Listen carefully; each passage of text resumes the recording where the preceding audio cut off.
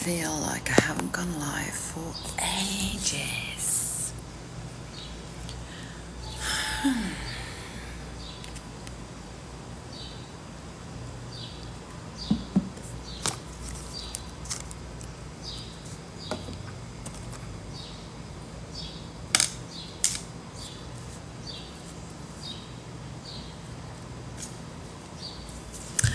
Oh, I meant to do my nails.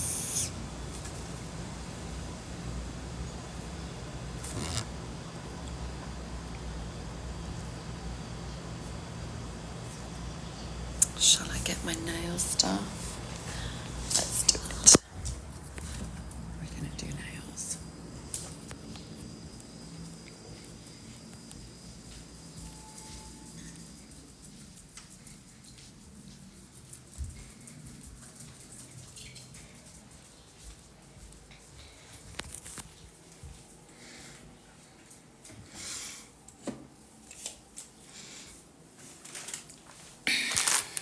Hello. Just get my nails done. I like to do my nails while we're on the live.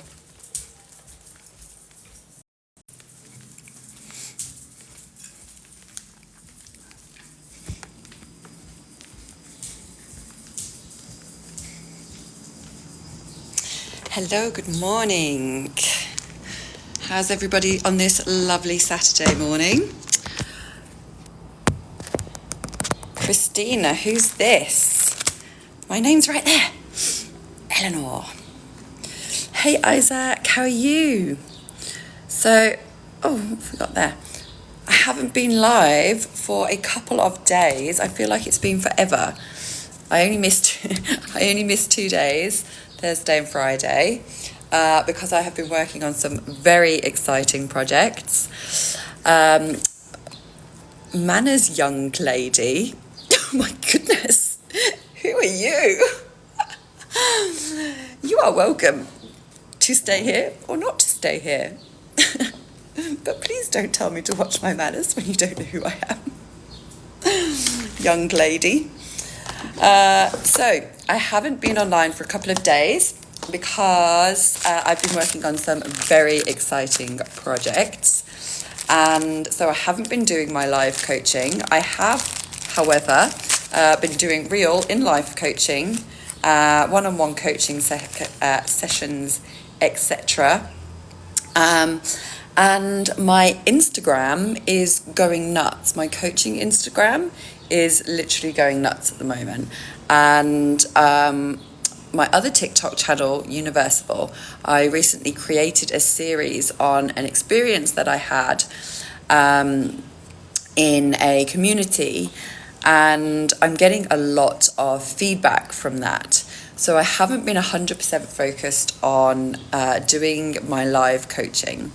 However, I'm here, and Anthony, Christina, what you said was rude, don't you think? What, good morning? No, I don't think that's rude. So here I am to do live coaching again. Christina, do you need some live coaching? You seem to have a bit of a bee in your bonnet this morning. I haven't seen you on my lives before, I don't think, so I'll let you know how this works.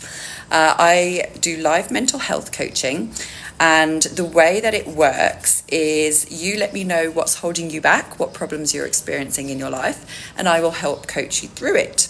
I do this with a process called neurological reprogramming, which is reframing what you see and reframing your perception on things. So a good example of that, Christina, would be you apparently took offense to something that I said. So we can actually jump into some live coaching with that right away. So I actually did quite a popular video on this. Imagine you have $86,400 in your bank account, right? And imagine somebody steals $10 from you. Would you, in retaliation for them stealing $10, then throw away the rest of your money? Just give it away. Just give away the other $86,390. because you're angry at that person for stealing $10? Or would you keep the other $86,390 and just let them keep the $10? Like, whatever, take it, it's yours, don't care, I've got loads of money, right? What would you do? And every single person has 86,400 seconds in every single day. And many of us choose to give that away if somebody takes 10 seconds of our time by saying something to us that we perceive as rude. Just throw away the rest of their day, right? Like, this happens, think about road rage, right? So you're driving along, somebody cuts in front of you. A couple of seconds they taken from your life. They cut in front of you, a couple of seconds. And then you get really mad at them. You start yelling and screaming in your car, right? To yourself. They leave, they've gone, they cut in front of you, they were in a hurry, they're gone. You're still there in your car, really mad at them, investing your energy into hating them for having cut in front of you. Who is that actually affecting? I mean, it's not affecting them. They probably didn't even notice you. They were in a hurry. We don't know why they were in a hurry. Maybe they were late for work. Maybe they were trying to get to the hospital to go visit a sick relative. Maybe they had a deadline they needed to be. It doesn't matter. They cut in front of you and they don't care that they did that. They're not investing any more energy into hating you about it. However, you're sat there in your car holding on to these feelings of being annoyed because of something that they did. They took 10 seconds from you, and then you invest an hour, the rest of your day, into being mad at them.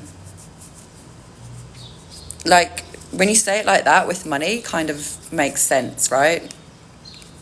Like, why would you waste your energy getting annoyed with somebody who didn't even notice that they were offending you and didn't intend to offend you? Like, that was just the reaction you took. They were focused on getting to work or getting to the hospital. They weren't out to offend anybody. So, Christina, it's a little bit like what you said. You said you were rude, weren't you? So, no, I wasn't rude.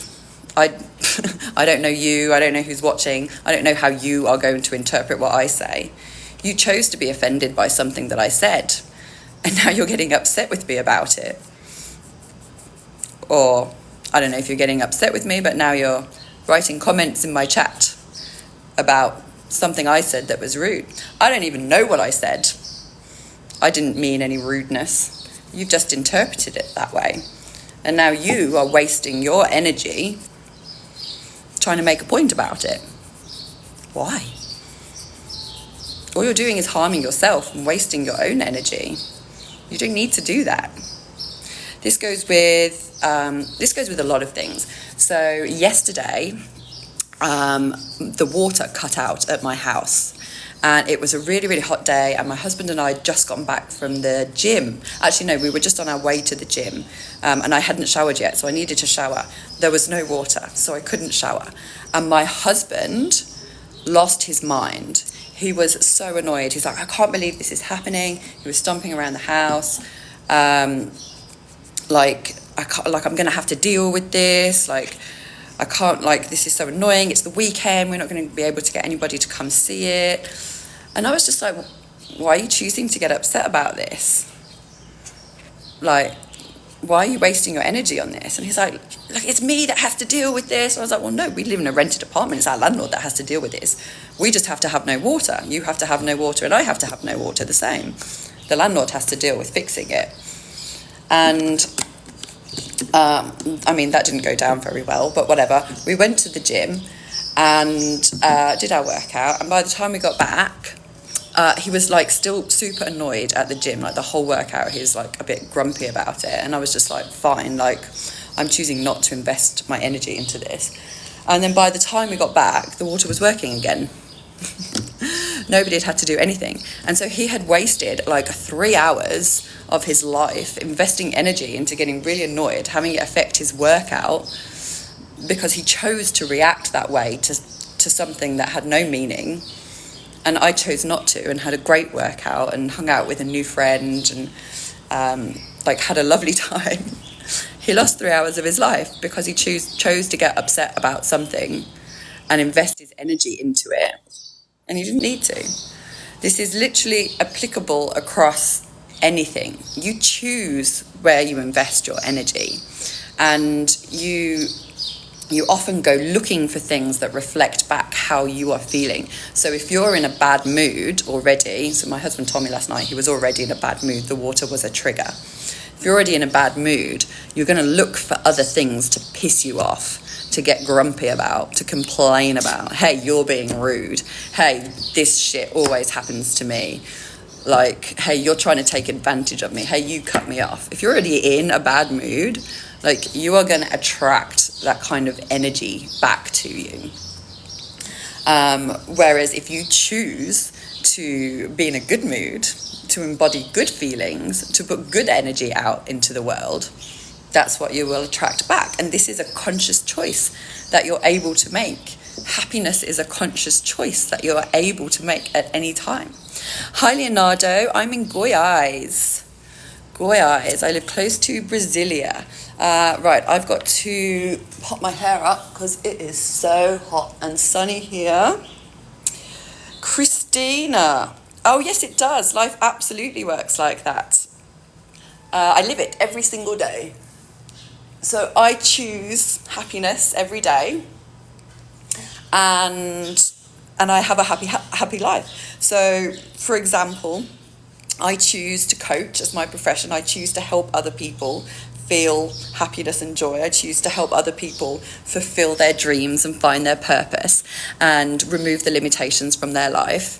And in return, that is the life that I live, where I achieve great things, where I do whatever I want, where I spend my days with my loving family and my loving dogs. And money comes to me to support that. I'm in an absolutely wonderful relationship. I do whatever I want every single day. Life is 100% like that. I know because I live it. And if your life is not like that, Christina, then it's probably because of the energy that you're putting out. So if you are putting out negative energy and thinking to yourself, life is terrible, everybody's against me, I'm such a victim, all of these things always go wrong to me, woe behold, poor me, then that's the energy that you will get back. And bad things will happen to you. It's called confirmation bias. You can look this up. It's the way that our brains work. So when you have a new experience in your life, your brain will draw on past experiences and make comparisons, and it will then go out looking for all the ways that you're right. So, for example, if you say, Maria was rude to me, everybody's rude to me, right? If you put that thought into your brain will literally go looking for people that are rude to you. You will pick up on all the people that are rude to you, and you will tell yourself, yeah, I'm right. This is how your brain works, right? It's called confirmation bias. I'm a mathematician, so I actually studied this at university as part of mathematics and statistics. So when you tell your brain something, it will go looking for evidence that you're right. So if you say everybody's always rude to me, you will see everybody being rude to you. That's all your brain will pick up on. It's like when you say, I want to buy a Tesla, and then you go out on the roads and you just see loads of Teslas, right? And you can trick your brain to do the opposite. You can use confirmation bias. Hey, Patricia. Hey, lovely. You can use confirmation bias to your benefit by using positive language, by saying everybody's always lovely and friendly to me, because then your brain will go out looking for all the evidence that everybody is lovely and friendly to you, and then you put out the energy of being lovely and friendly rather than the energy of being rude, and you attract lovely friendliness rather than attracting rudeness. Lou, how can I say someone that I don't want to participate in something without being rude? Okay. Oh, rudeness again. Lou, okay. So firstly, you are never going to know what somebody thinks about you, right? So everybody goes about their lives using their own past experience, right? So to me, what may be rude is different to what somebody else may be rude. And I've actually done a couple of videos about this recently, about how Brazilians don't like to answer a question with a simple yes or no because they find it very rude. Right? You can go check the video. It's one of my most recent ones, and check all the comments, all the Brazilians saying, no, it's very rude to just give a yes or no. As a Brit, I value my time. And so when somebody gives me a really rambling answer that's not a direct yes or no, I get annoyed. I find that rude. I'm like, you're wasting my time. Why are you telling me all the reasons and not giving me a direct answer? You're being rude by not giving me a direct yes or no. It's a cultural difference, right? As a Brit, I find it rude if people don't give a direct answer. As a Brazilian, they find it rude if people do give a direct answer. So you're never really going to know. You're Brazilian. I think a lot of people on this live are generally Brazilian. But you don't know for sure what somebody else is going to find rude, right? You only know what you find rude, and then you kind of assume, because this is how we are as humans, you assume that other people would find that rude as well. People say New Yorkers are rude, we're just in a hurry. Yes, right? Because like it's the same in London. Like in London, like your eyes forward, you walk in where you walk, you don't catch anybody's eye, you don't say hello to people, you get pissed off if people are walking slow in front of you in the street. And you find that rude, right? Whereas in the country, like how rude would it be if you walk past somebody and don't say hello? That's so rude. So there's no like definition of what is rude and what is not rude. It's only your perception. So my first advice would be don't assume that what you are saying is going to be perceived as rude. And don't assume that saying it in a different way won't be perceived as rude. It could very much still be perceived as rude, even if you phrase it in what you think is the nicest way possible, so that you don't want to participate. So even if you give them all the reasons, like I don't want to like instead of just saying I don't want to participate in this, right? Because you think that would be rude, you go to them and you say, look, I've got this on this day, or I don't have enough money, or like whatever reason it is that you don't want to participate. Like you're trying to like defend your choice. You're trying to defend your choice not to participate because you think they won't see that as rude. Now, as the British person, I said I prefer a direct statement. I would prefer if somebody was just like, no, don't want to do that. Because they're not wasting my time making me listen to all of their excuses. And as a coach, I do often see because of this, because of that, as excuses. Like as a coach, I'm like, get over it. These are limitations. Like if you're going to give me all your excuses, I'm going to coach you, right, into getting over these excuses. So there is no way to deliver a statement without being perceived as rude, because you can never know what that other person is going to perceive as rude. So my advice is just to tell your truth. The best way to avoid being rude is to be authentic. Don't lie. Don't make things up. Don't try and excuse yourself. Don't defend yourself. Just say, not feeling that. Sorry, no. Maybe next time. You're not wasting their time, you're not lying to them, you're not giving them excuses, you're not second guessing what they will perceive as rude, you're just being honest. Don't feel like it, or whatever the reason is. Hang on, sorry, Patricia, I'm not sure why your comment got blocked there. But we're super kind if you need help. New Yorkers, right? Super kind if you need help.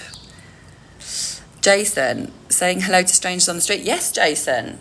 In the country, where you're in Georgia, do people not say hello to strangers on the street there? Okay. In Brazil, you say hello to everybody. Like, I will be walking down the street and every single person I pass will say something to me, to my kids. They'll pat my kids on the head. If you get into a lift, people will start talking to you. If you're on the escalator, the people next to you will start talking to you. If you walk into a shop, everybody comes over, starts talking to you. In Brazil, like, you go talk to strangers if you're in a space with them. And if you don't, you're rude. So my husband has actually sort of mentioned this to me before, because I had my problem with speaking Portuguese, telling myself I couldn't speak Portuguese when I arrived here. And he was like, everybody thinks you're so rude because like you don't say hello back to anyone. And I'm like, I literally don't understand that they are saying hello to me. Like I don't understand what they're saying. So I don't respond. I don't even know that they're talking to me. And he's like, well, they consider that rude. I'm not rude. Like, I'm not being rude. Like, I would be best friends with them if I could, but I can't speak to them. And I didn't know they were talking to me, you know. Sometimes it's easier to give an excuse to pacify them. That's something that you tell yourself, Jason. But like, why? Why do you think it's easier to give an excuse?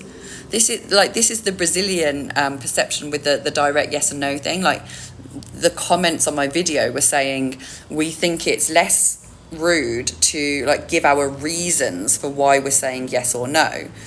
But as I said, like, as a British person and as a non-native Portuguese speaker, I find it rude if I ask like a yes/no question and they give me a really long answer. Like, I don't speak Portuguese. I'm not going to understand half of that. I'm going to feel like an idiot not understanding. Whereas if they just said no or sim, then I get it. I got the answer that I needed and I can move on. Right, what colour are we doing today with the nails? I'm going to a party this afternoon, a fancy dress party. So I'm going to do, I think, maybe pink and purple. Oh, should we do a little bit of blue? That's so true, OMG. Pacifying people is kind of manipulating them. If you give a direct no, they're going to ask why. Well, if you give a direct no and they ask why anyway, it's fine. Tell them why. Like, I'm not saying you don't have to have a conversation with somebody. I'm just saying that if you're trying to avoid being rude by giving excuses, then that may not be the effect that you're actually getting, the one that you intended. And yes, Patricia, very good point. This is something that Andre covered, right? Pacifying people is kind of manipulating them. So this is the same as people pleasers and people being kind. So if you are hang on, I didn't put my base coat. If you are a people pleaser, which I have been, and oh no, you didn't. Okay, well, he has done a lesson on that, but of course it is perfectly feasible that you learned it somewhere else. So if you are a people pleaser, then you have a tendency to say things that you think will pacify the other person instead of speaking your truth, right? So for example, if somebody asks you, how are you? And you don't want to bore them with your story of all the problems in your life. So you just say, I'm fine, I'm great, I'm having a lovely day. You're not being authentic, you're lying. You are lying. You're saying that you're fine when you're not, because you think that person doesn't want to hear all the ins and outs of your day. You think they're just asking how you are to be polite, and you don't want to take up their time complaining, right? So you lie. You say, I'm fine, when you're not. And that's what people pleasing is, right? Doing things for the benefit of other people that are inauthentic to yourself. And being inauthentic is like they're going to pick up on that, right? And this happened with my husband in the past a lot as well. Like, he would ask if I'm fine, and I wouldn't want to get into a row, so I would be like, yeah, I'm fine. And then actually I would be really annoyed with him about something because he didn't pick his clothes up off the floor or whatever. But I didn't say that to him. I'd just be like, you're fine. And then he would know that I was not fine, because I was obviously not fine, because I was stomping around the house. And then he's left wondering, like, oh my God, like, what's wrong with her? Why is she so upset? Like, and then why is she lying to me about it? Why is she saying that she's fine when she's not? So when you're trying to people please by being inauthentic, all you're going to do is alienate the person and make them feel like, well, I don't know what you're going to make them feel like. I can't tell you what other people feel like, but you could run the risk of making them think that, you know, that you're lying, or making them feel bad about themselves, like, oh, they've got a problem but they don't want to tell me. Why don't they want to tell me? Or myriad other reasons, right? Brazil in the house. Hello, I'm in Goiás here. Dogs, no, stop.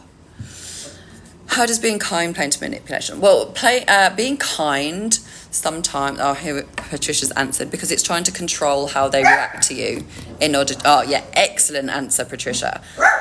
Rabbit, no.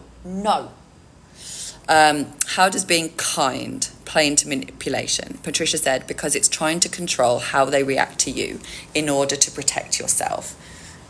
Yes, Patricia. It is. It is exactly that. You're trying to control how you're perceived because you want to be perceived as a kind person. And you're doing that by being inauthentic and in order to control their perception. And, hang on, what was I going to say? Being kind. No, I lost it. It will come back. I still do it sometimes. Yeah, me too. Of course. Because I want to be seen as kind, you know.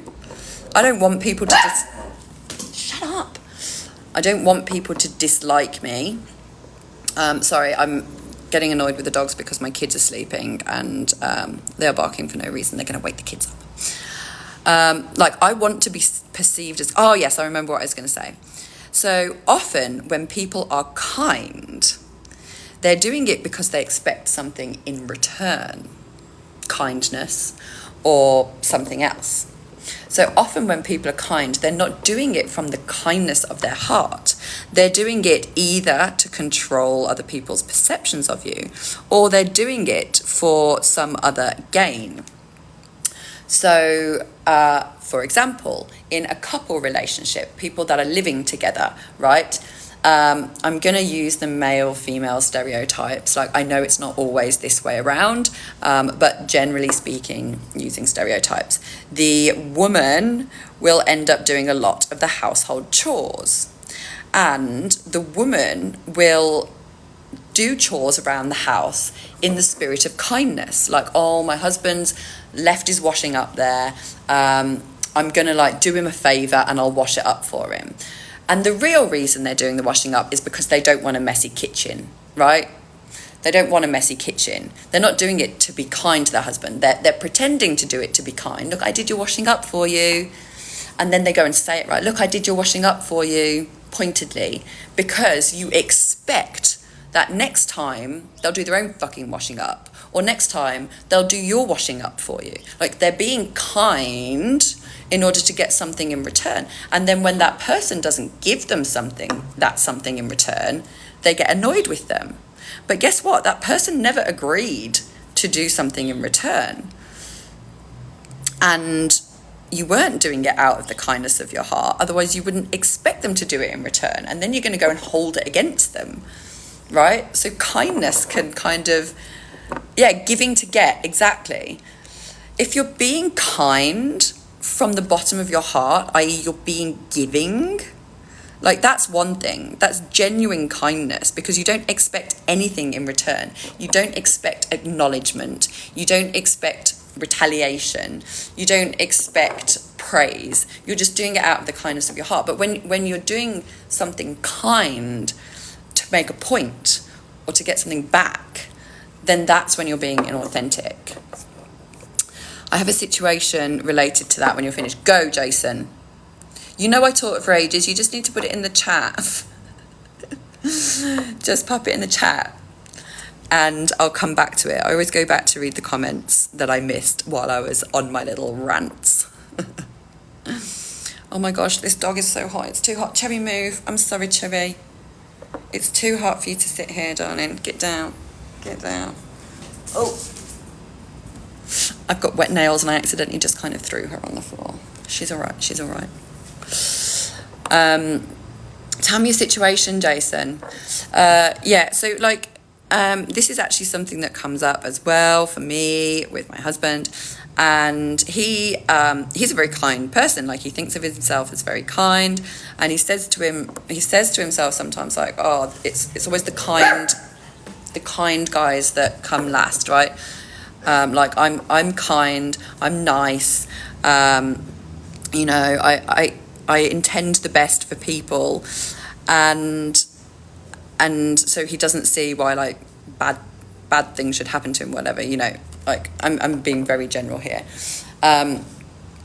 But and then I say to him, like, why are you being kind to other people? Like, what are you expecting back from that? Are you expecting some recognition? Are you expecting to be treated in a certain way because you're kind? Are you expecting that to, like, attract people to you? Like, because you're bringing it up, right? Like, oh, I'm a kind person, so I expect this to be treated this way. And then I tell him, which he hates, go be kind to yourself. Go be kind to yourself. Don't expect anybody else to be kind to you. Go be kind to yourself. And don't expect anything in return.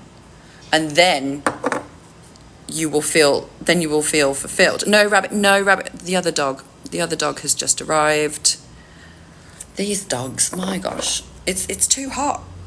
It's too hot. Right.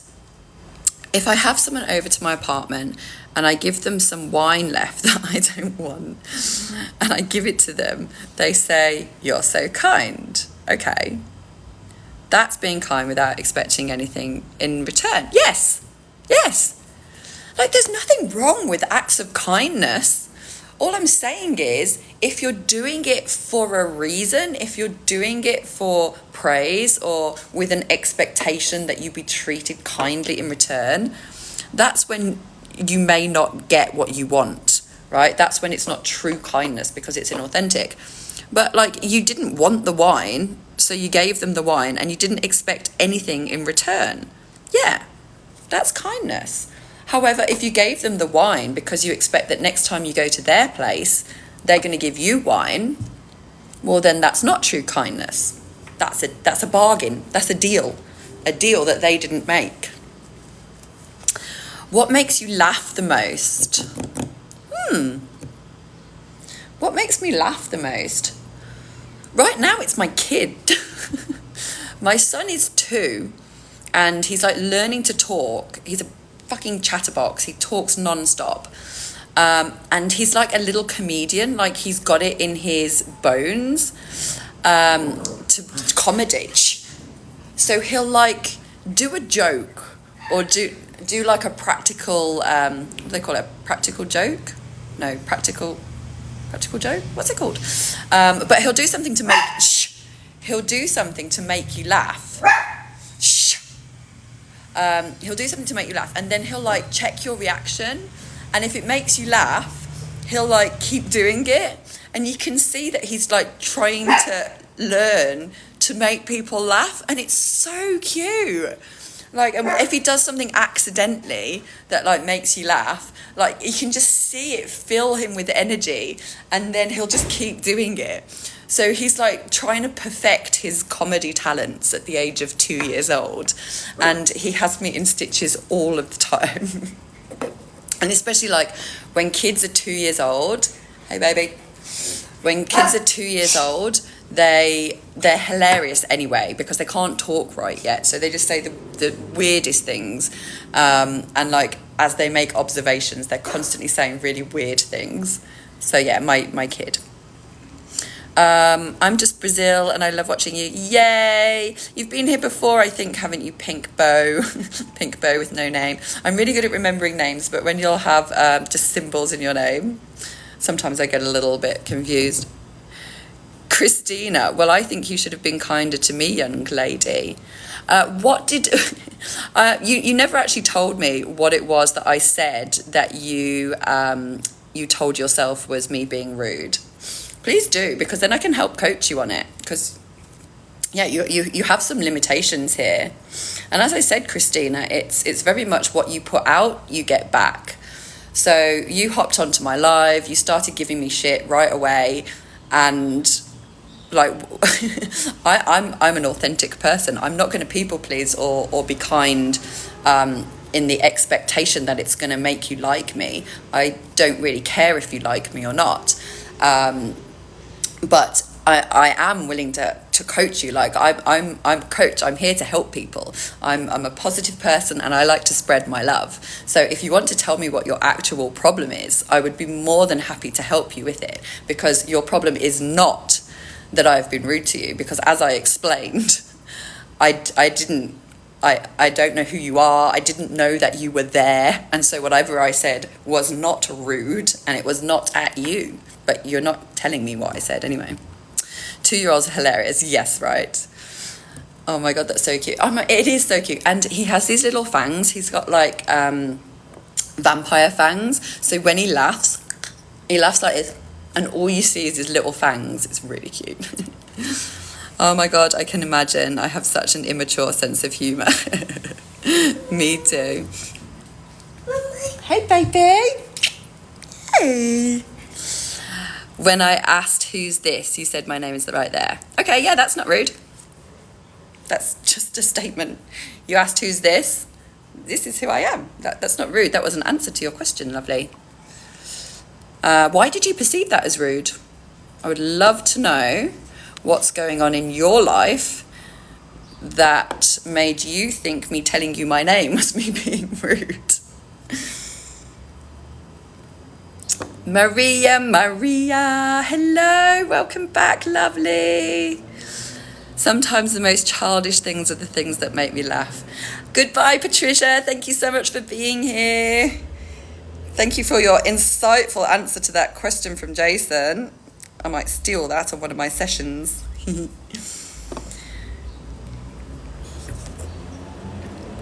Yeah, childish things, me too. So in Australia, they call flip-flops, I don't know what you call them where you live, but they call flip-flops thongs.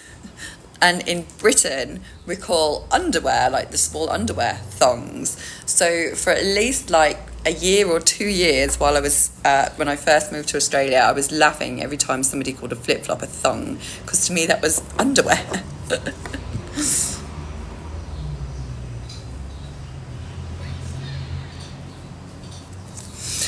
Jason, well, the roommate doesn't seem to be complaining anymore. That's fantastic. And do you think there was any change in your behaviour or your perceptions that allowed your roommate, allowed this observation of yours that your roommate's not complaining so much anymore? So everyone, for a little bit of background, Jason often comes on my lives, and one time he was asking me about how to deal with a roommate that complains all the time and is problem dumping, and in particular complaining about a noisy door handle, Jason's noisy door handle. And Jason was like, there's nothing I can do about this. It's a noisy door handle. I'm not trying to be annoying, but he's always complaining to me about it. And so I said to Jason that the best way to deal with this was to remember that we can never really know what other people are thinking. We can never really know, all of their past experience, all of their thoughts and opinions. We only know what they tell us, and we don't know if that's true or not. And so what we are projecting out, what we are experiencing from them, we are actually projecting out of ourselves. We are putting our thoughts and opinions onto the other person. And that's what we see. So I'm not going to go, I gave some weird examples about foreheads the other day. But basically I said to Jason, if you feel like he's complaining to you a lot, then take a look at what you are complaining about him. And of course, and Jason had been on my lives multiple times complaining about his roommate, right? So I pointed this out to him and was like, look, dude, you are complaining about your roommate a lot and you're complaining about him complaining. So maybe if you stop complaining about him complaining, the complaining might stop. There we go. I stopped thinking about them complaining. Right, you stopped investing your energy into it, right? You stopped investing energy into thinking about him complaining, stopped investing energy into talking about him complaining, and he stopped complaining. It's almost like magic. It's almost like magic, right? And it goes back to this confirmation bias as well. Like whatever you say or think, you're right. And your brain will set out to prove that. And so if you think you have a complaining roommate, you do. And your brain will go looking for evidence to prove that you're right. Whereas if you think you have like a loving, non-complaining, very accepting roommate, your brain will set out to prove yourself right. That's what we do as humans. That's how we're programmed. As a British person, it was hilarious when I found out the president of America was called Trump.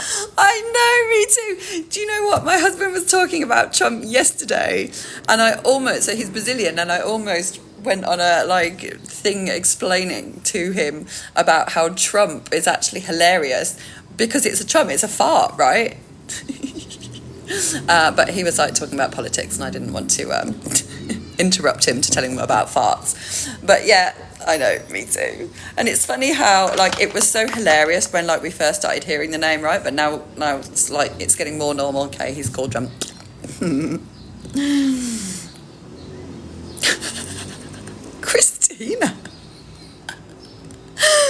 Christina is oh, Christina, you are spicing up the live today, my lovely. Thank you for being here, Christina. I appreciate you. I'm going to tell stories about this later. Christina has just written, just apologise for what you said. Why would I apologise that you took offence to something I said that was not offensive? Christina, okay, let's do a little bit more coaching. Demanding an apology from a stranger because they introduced themselves to you in a way that you took offence to is quite rude, Christina. I perceive that to be quite rude because in my past experience, if people make demands of me to apologise when I didn't do anything wrong, there was no malicious intent, I had taken probably 10 minutes explaining to you that I wasn't rude to you, that I didn't say anything offense to you, I didn't say anything to you with malice.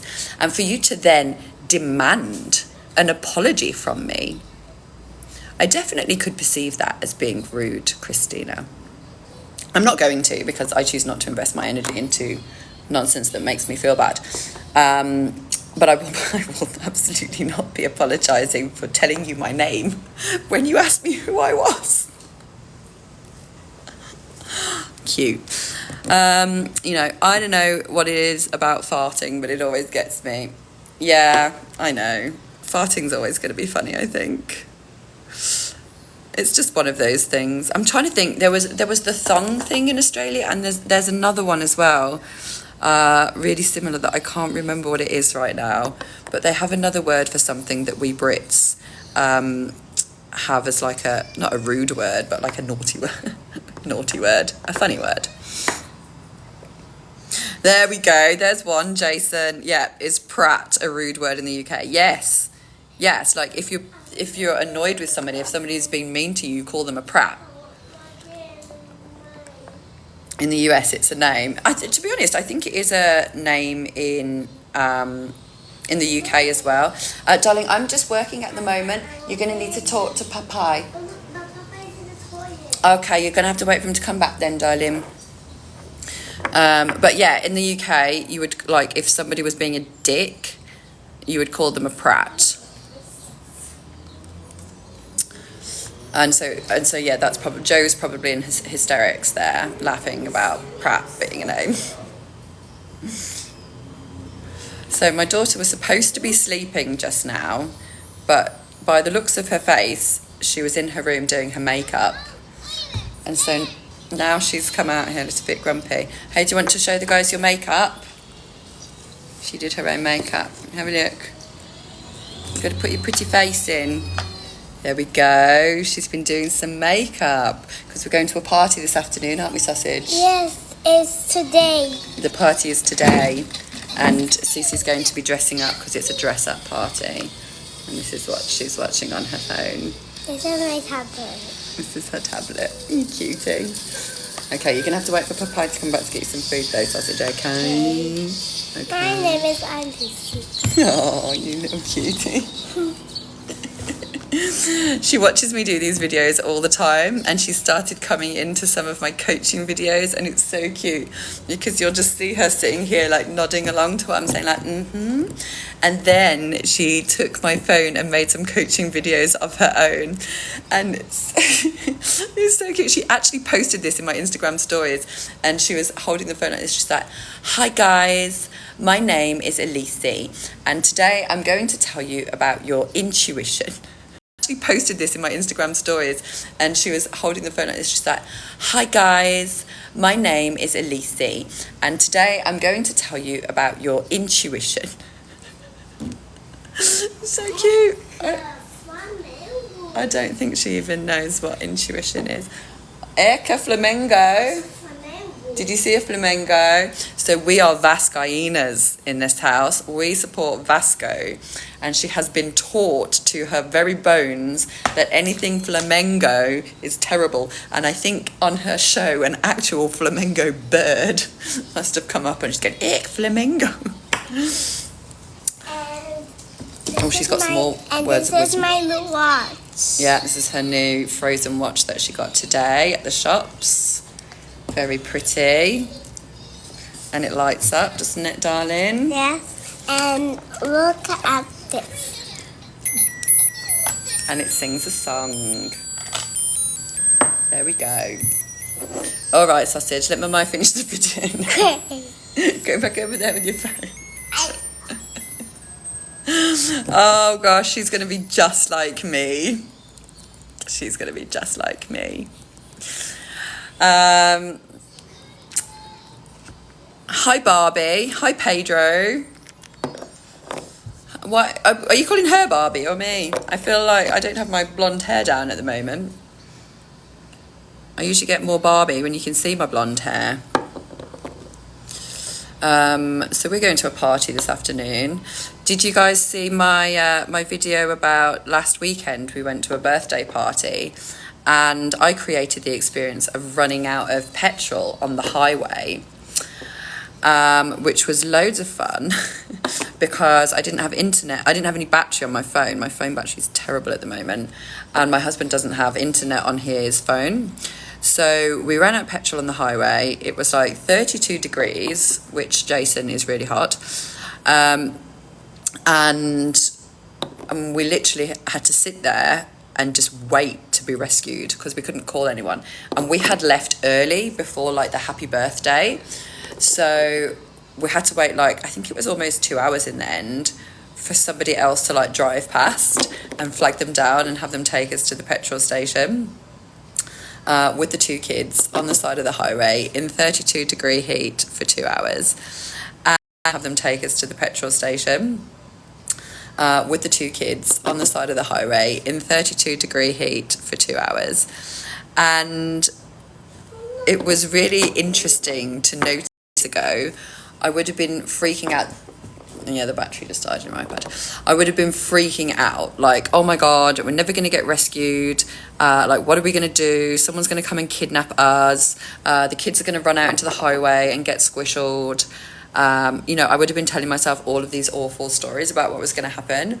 But because I've been, like, learning about emotional intelligence, practicing my emotional intelligence, teaching other people about emotional intelligence, I was just like, this is such a fun adventure. We're trapped on the highway. Like, this is going to make such a good TikTok later when I get my battery back. And of course I did actually no, I didn't do a TikTok. I did Instagram about it. But I was able to actually like really enjoy it.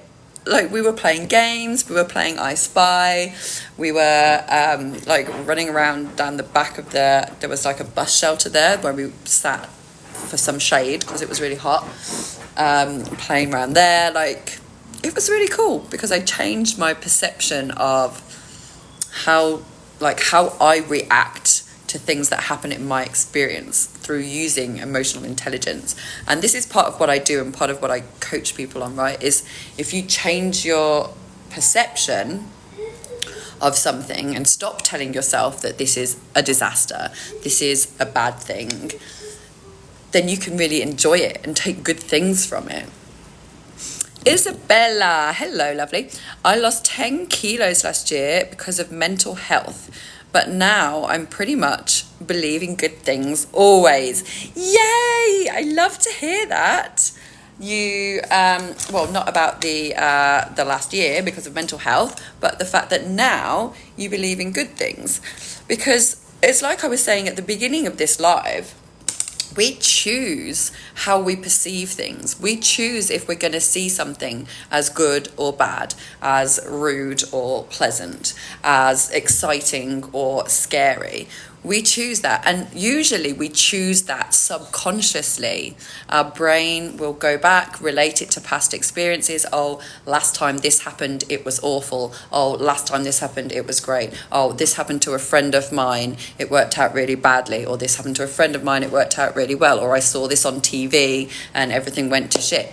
So whatever experiences we have come into contact with, whether it was ourselves, other people, or TV, we assume that that's what will happen again. That's how our brain works, yet again. But we can choose to think about it a different way. So like with money, for example, if people think to themselves like, oh, I need £1,000. If you go back to your past experiences, you're like, okay, well, in the past, how I would get £1,000 is I would get a job and I would work for it. And I don't want to do that. But you can choose to have a different reaction, like, oh, I need £1,000. Okay, this could be a really cool time to start that side hustle that I've been thinking about. This could be a really cool time to start a new project. And I can make £1,000 that way, doing something that I enjoy. You choose how you react to things. Like, is this a disaster and I'm going to have to go get a job that I don't like? Or is this an opportunity to do something new and create a new income doing something that I love? What do you worry about the most? Well, honest answer, Jason. The thing I worry about the most at the moment is money. So I haven't had a stable job for 2 years. I used to work in finance. I used to be very well paid, but I wasn't happy. I kind of hated what I was doing. Okay, it's paint, darling. I wasn't happy with what I was doing, and so I quit and moved to Brazil, and that whole story that you'll see in several of my TikToks about the debacle that was. But since being here, I don't want to get a job here. My Portuguese isn't good enough. I want to spend the days with my kids. I don't want to be going somewhere else to work. So I'm focused on making money online, and I'm doing that through coaching, because coaching is what I enjoy. It's what I can't do that right now, darling, because I got my nails. Can you ask Papai? Coaching is what I enjoy. Coaching is what my intuition has me doing. It's what fills me with joy and purpose. However, I don't have that business fully set up yet. I have one-on-one clients. I have a couple of regular clients, but not enough to pay all of my bills, in all honesty. And so every month, when the rent rolls around, I have this whole thing about okay, I need the money to pay it.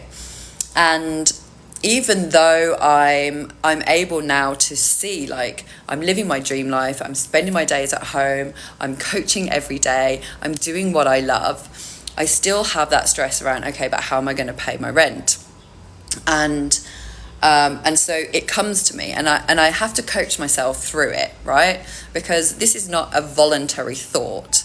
And however much I train myself to not be afraid of how I'm going to pay my rent, because every month I pay my rent gets paid every month, my bills get paid every month, I'm still here, I'm fine, but I have to remind myself about that sometimes, because I don't always know where that money's going to come from.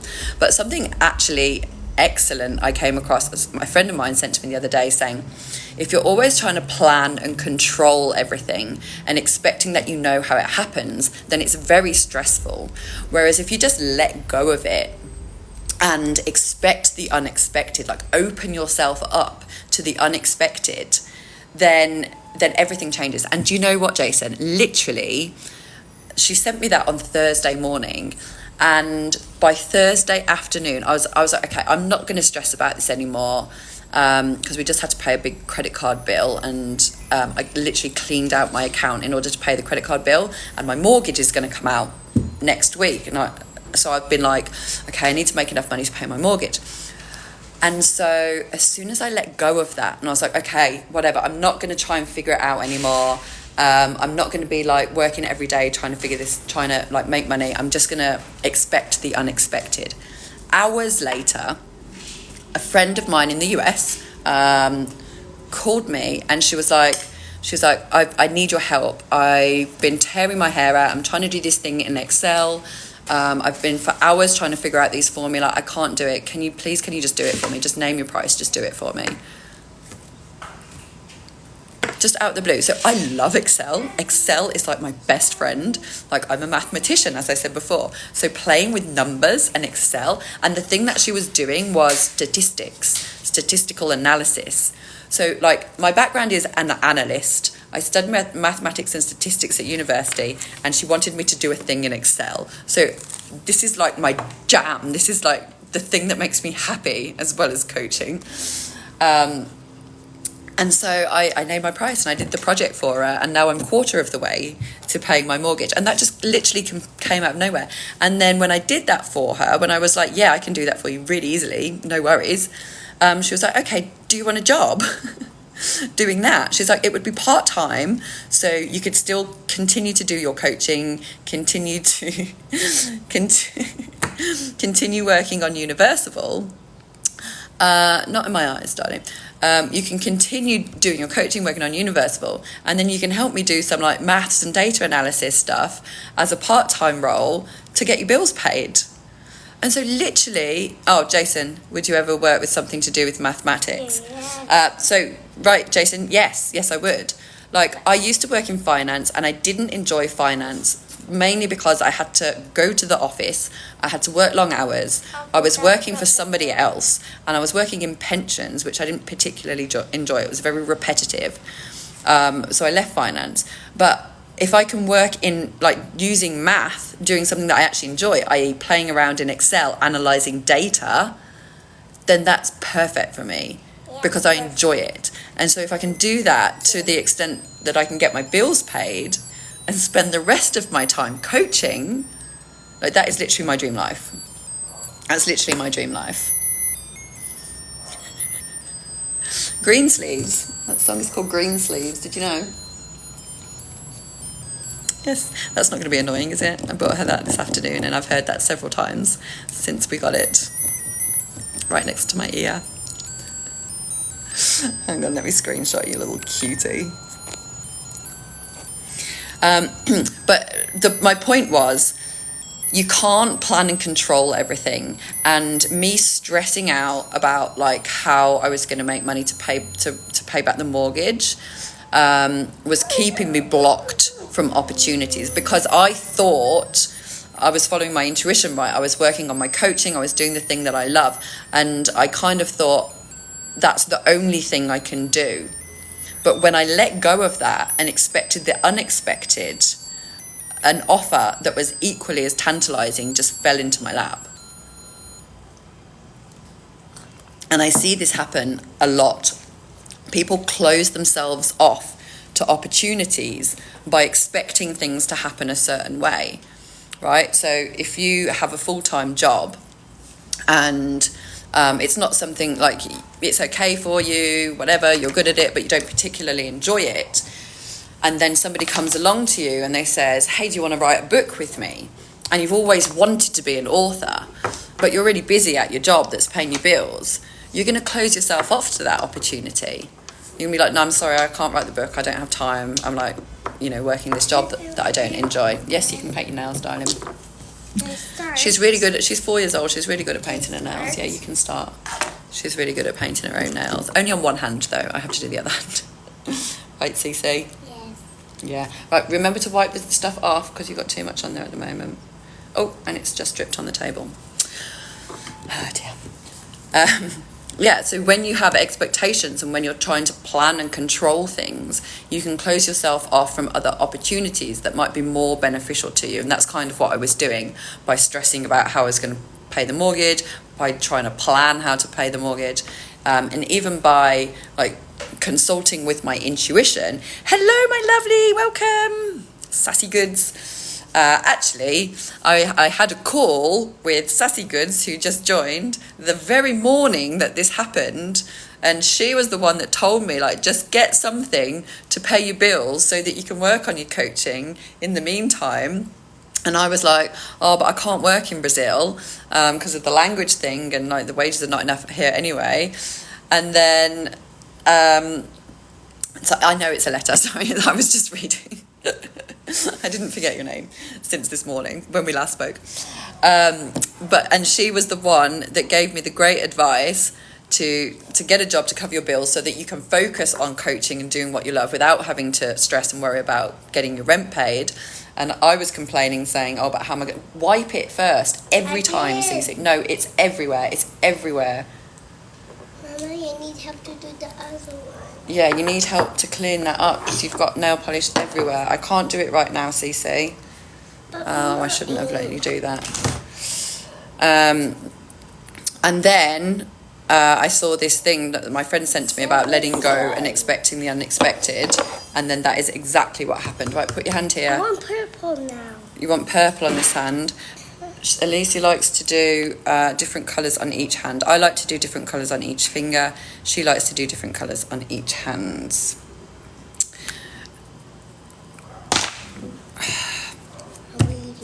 Now I've got nail polish everywhere.